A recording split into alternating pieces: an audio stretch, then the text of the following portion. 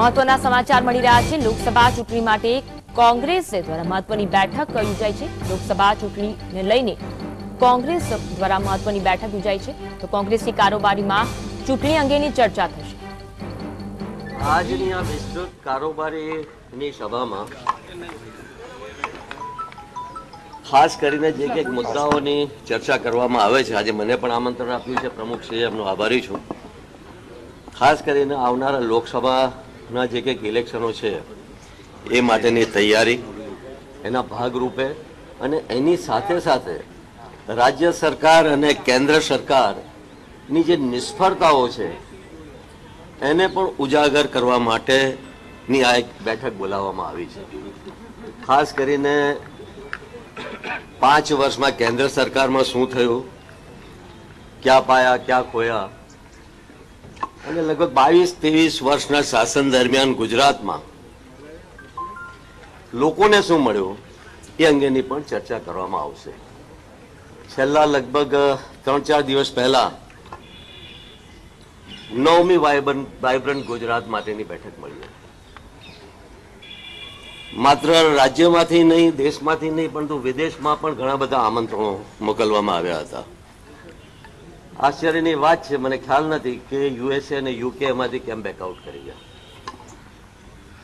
પરંતુ ગુજરાત અત્યારે જ પ્રમુખશ્રી સાથે વાત કરતો હતો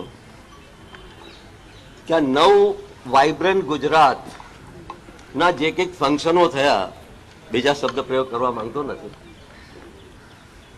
એમાં કેટલા ઇન્વેસ્ટમેન્ટ આવ્યા, ખરેખર ગુજરાતને શું ફાયદો થયો, અને ખરેખર જો ફાયદો થયો હોત તો આજે બેરોજગારી આટલી બધી નહીં હોત, આજે કિસાનોની જે હાલત છે એ હાલત નહીં થઈ હોત, આદિવાસી, દલિત, આર્થિક રીતે પછાત, લઘુમતી, અને જે જાતની આજે પરિસ્થિતિ છે પરિસ્થિતિ ઊભી નહીં થઈ હોત।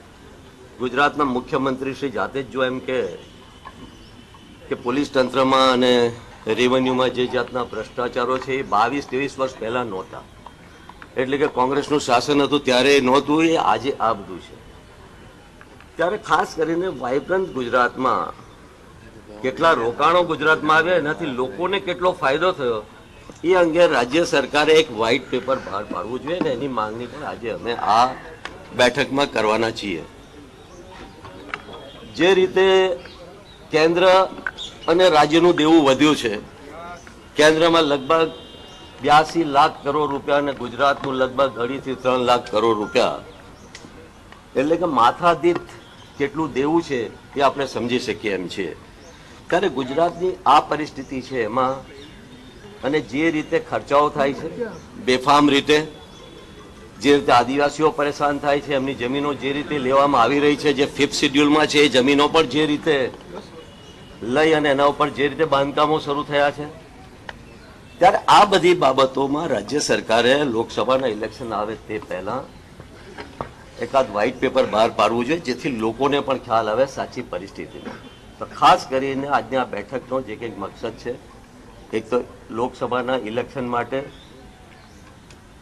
પ્રદેશ કોંગ્રેસ સમિતિ તૈયાર તો છે જ, પરંતુ એને વધુ જેને કહી શકાય બારીકાઈથી અથવા તો માઇક્રો લેવલ વ્યવસ્થા ગોઠવી શકાય એ આશયથી આજની આ મિટિંગ બોલાવવામાં આવી છે, અને કેન્દ્ર અને રાજ્ય સરકારની જે નિષ્ફળતાઓ છે એના ઉપરથી પણ પડદો ઉપાડી શકાય અથવા તેને ઉજાગર કરી શકાય એ મુખ્ય આશય છે।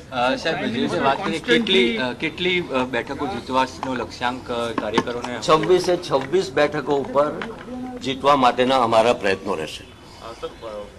बात करें, कल पीएम ने स्टेटमेंट किया है कि महागठबंधन नेगेटिविज्म और करप्शन जिस तरह से उठते हैं। अब ये प्रधानमंत्री जी ने जब गठबंधन पे बोलना ही शुरू किया है, इसका मतलब ये है कि कुछ न कुछ तो डर पैदा हुआ है, और इनकी अगर बॉडी लैंग्वेज आप देखेंगे तो पता चलेगा कि कहीं ना कहीं दिल में डर पैदा हुआ है, और उनको लग रहा है, और जो लोग बात कर रहे थे कि 50 साल तक राष्ट्रीय नेता उनके बात कर रहे थे ये भारतीय जनता पार्टी की सरकार केंद्र में रहेगी, और अभी स्टेटमेंट चेंज किया है कि अगर इस चुनाव में हम लोग हार गए तो फिर 200 साल तक हम लोग फिर से सरकार में नहीं आएंगे।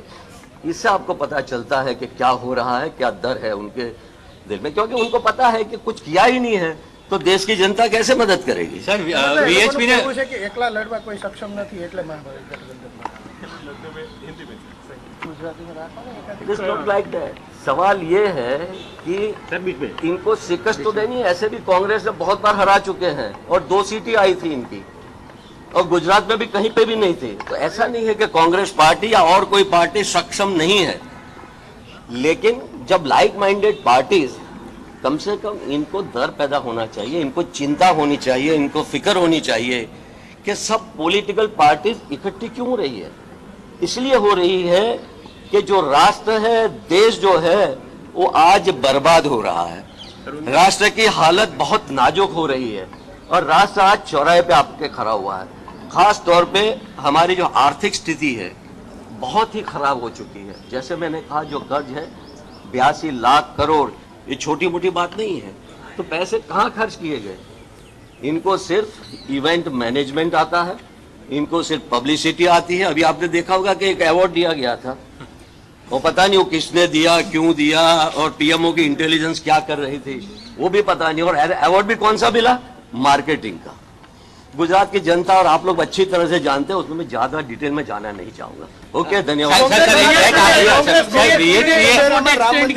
वीएचपी सपोर्ट कर वीएचपी ने बोला है कि अगर कांग्रेस राम हमारा स्टैंड बहुत ही क्लियर है और वो ही रहेगा कि आखिर में तो जो अदालत का फैसला होगा वो कांग्रेस को और बाकी पार्टीज ने भी कहा है वो मंजूर। तो मैनिफेस्टो में लाएगी कांग्रेस उसको? कौन सा? राम मंदिर को? हमारा स्टैंड बहुत ही पहले भी कह चुका है कि जुडिशरी जो कोर्ट का फैसला होगा वो कांग्रेस को मंजूर। सर एक आखिरी सवाल, महागठबंधन की बात है लेकिन यूपी में केवल 2 सीटें कांग्रेस के लिए छोड़ी, यूपी और छोड़िए तो हम तक सक्षम, हम पहले भी सरकार बना चुके हैं, लड़े हैं और लड़ेंगे। इसमें क्या फर्क पड़ता है? अब आने वाले नतीजे दिखाएंगे किसको फायदा हुआ, किसको नुकसान हुआ। अहमद भाई, कर्नाटक में जिस तरह से कांग्रेस एमएलए, अरे बीएसपी और बाकी लोग हमें मध्य प्रदेश में बाकी जगहों पे मदद कर रहे हैं, उसे समझ जाना चाहिए। कर्नाटक की जो बात है, कर्नाटक पे जो साजकीय गहमा गहमी चल रही है उसमें कुछ नहीं है।